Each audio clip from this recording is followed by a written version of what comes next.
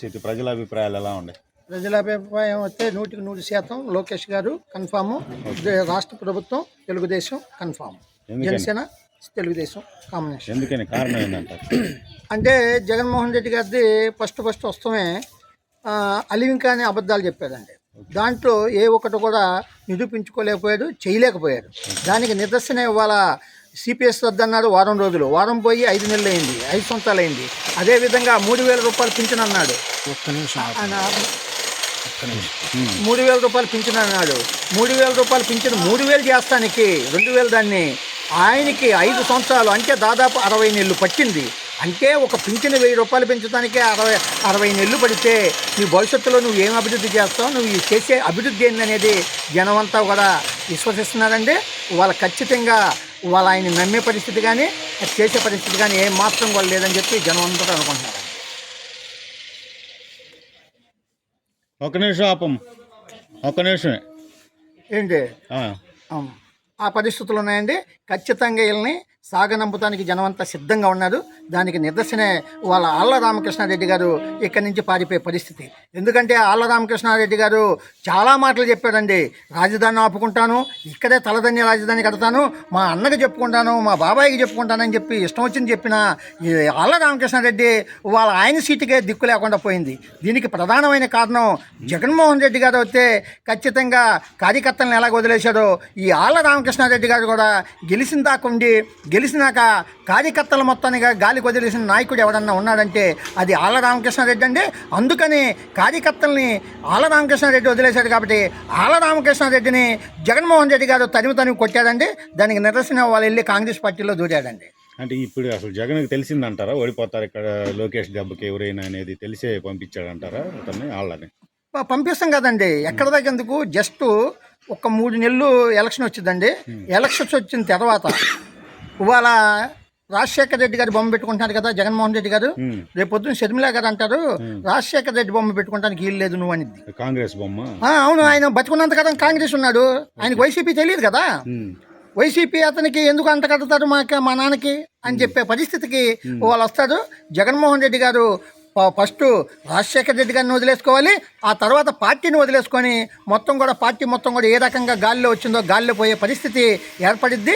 ఖచ్చితంగా ఒక 6 నెలలు ఆగితే అంతా కూడా తేటతెల్లం అయిద్దని కూడా ఈ సందర్భంగా తెలియజేస్తున్నాం. ఖచ్చితంగా ఇప్పుడున్న వైసీపీ నాయకులు మొత్తం కూడా కాంగ్రెస్కు వలసబాట బట్టి అనేక రకాల పార్టీల్లో వాళ్ళ వలసలు ఎత్తుకునే పరిస్థితి ఇవ్వాలే వచ్చింది. ఇంకా 2 నెలలు పోతే కాంగ్రెస్ వైసీపీ పార్టీలో పోటీ చేస్తానికి కూడా కార్యకర్తలు దొరకని పరిస్థితి ఏర్పడిద్దని చెప్పి కూడా ఈ సందర్భంగా జగన్ తీరు వల్ల లేకపోతే ఎందుకు కేవలం ఆయన స్వయంకృత అపరాధం అండి. ఎందుకంటే వాళ్ళ దాదాపు ఆయన వెనకాల 10 సంవత్సరాల పాటు కాయిక కష్టానికి అన్నిటికి కూడా ఆయన జైల్లో వెళ్ళినప్పుడు కూడా వీళ్ళు ధర్నాలు చేసి రోడ్ల మీద కూర్చొని జెండాలు మోసిన కార్యకర్తలందరూ కూడా గాలికి వదిలేసిన నాయకుడు ఎవరన్నా ఉన్నారంటే జగన్మోహన్ రెడ్డి గారని చెప్పి ఇవాళ కార్యకర్తలంతా అనుకుంటున్నారు.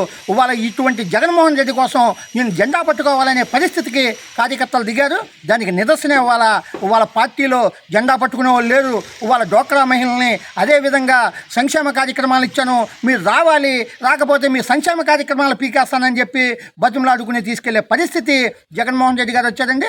ఈ 4 రోజులు పోతే ఎలక్షన్ నాటికి కనీసం కార్యకర్త జెండాలు మోసే వాళ్ళు ఉండరు, రూపాయలు పెట్టి జెండాలు మోపించుకునే పరిస్థితికి వాళ్ళ వైసీపీ దిగజారిపోయింది.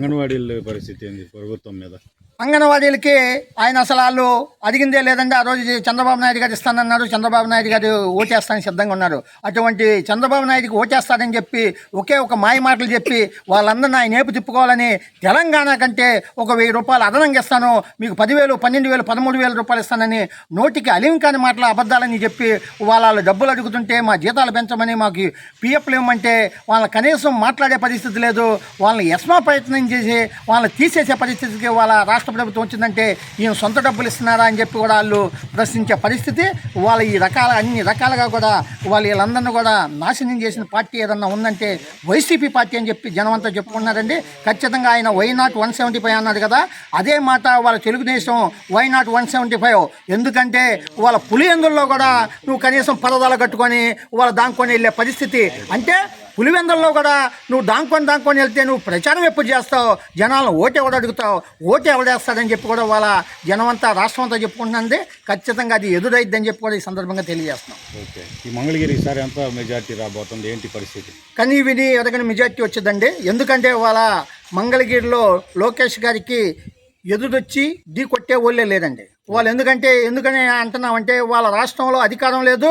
వాళ్ళ నువ్వు సంక్షేమ పథకాలు అన్నావు, నీకంటే ఎక్కువ సంక్షేమ పథకాలు వాళ్ళ చంద్రబాబు నాయుడు గారు ట్రస్ట్ నుంచి కానీ, అదేవిధంగా లోకేష్ గారు స్వయంగా ఆయన సొంత సంపదతో వాళ్ళు అనేక రకాలుగా వాళ్ళు ఇస్తున్నారు. నువ్వు ఇస్తున్నావు అదేమంటే నవరత్నాలు అన్నావు, వాళ్ళ 27 రత్నాలు ఈ మంగళగిరి నియోజక ప్రజలకి వాళ్ళు అందిస్తున్న ఘనత ఏదన్నా ఉందంటే యువకిషోరం నారా లోకేష్ గారు అని చెప్పి జనం అంతా చెప్పుకుంటున్నారంటే భవిష్యత్తులో ఖచ్చితంగా అధికారంలోకి వచ్చిన తెల్లారే ఇంతకు డబుల్ రెట్టింపు ఈ అభివృద్ధి చేసి మీరు గతంలో అన్నట్టుగా ఈ మంగళగిరే రాజధాని అనే పరిస్థితికి వాళ్ళ జనం అంతా కూడా చూస్తారని చెప్పి ఖచ్చితంగా చెబుతున్నాం. అంటే జగన్ వస్తే లోకేష్కి ఎదురు ఇప్పుడు కంటెస్ట్ చేయడానికి ఇక్కడే ఉంటున్నాడు కాబట్టి స్థానికంగా జగన్ పోటీ చేస్తే లోకేష్ ఒకవేళ ఏంటంటే కడపలో పారిపోవచ్చు అండి. కడపలో వెళ్తలేదు కదా, ఇక్కడికి వచ్చి పోటీ చేస్తారు. మన బీటెక్ రవి గారు కూడా చెబుతున్నారు ఇక్కడ గెలవడని చెప్పి అక్కడ లోకల్లో చెబుతున్నారండి.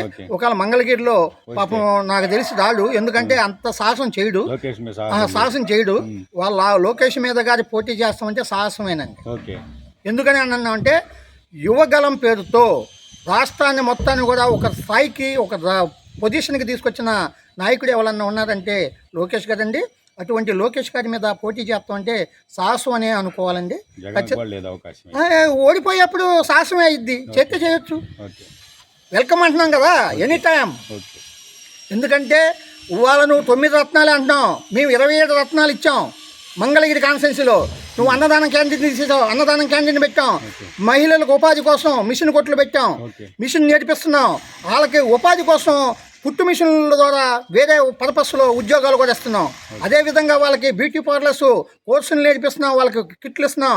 వెల్డింగ్ మిషన్లు, వెల్డింగ్ కిట్లు, అట్లాగే తోపుడు బండ్లు, టిఫిన్ బండ్లు, అనేక రకాలుగా యువత పెడదారి పట్టుకోకూడదని వాళ్ళకందరికి కూడా ఆరోగ్యంగా ఉండటానికి ఈ స్పోర్ట్స్ గేములు, అదేవిధంగా జిమ్ములు మేము పెట్టి స్వయంగా సొంత ఖర్చులతో వాళ్ళ లోకేష్ గారు చేస్తున్నారు. మీ దాంట్లో కానీ, మీ ప్రభుత్వం కానీ, మీ సంపద కానీ ఏదన్నా ₹1 ప్రజలకు కానీ పెట్టారా? పెడితే రండి, ఛాలెంజ్ చేస్తున్నాం. ఖచ్చితంగా మీరు ఆ యాస్తానికి అర్హతే.